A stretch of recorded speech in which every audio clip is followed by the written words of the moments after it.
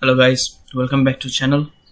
Today we're gonna see how to use the trim function in this Excel. So you can see I have a list out here. So basically the trim function is used to remove the extra spaces present in a particular cell.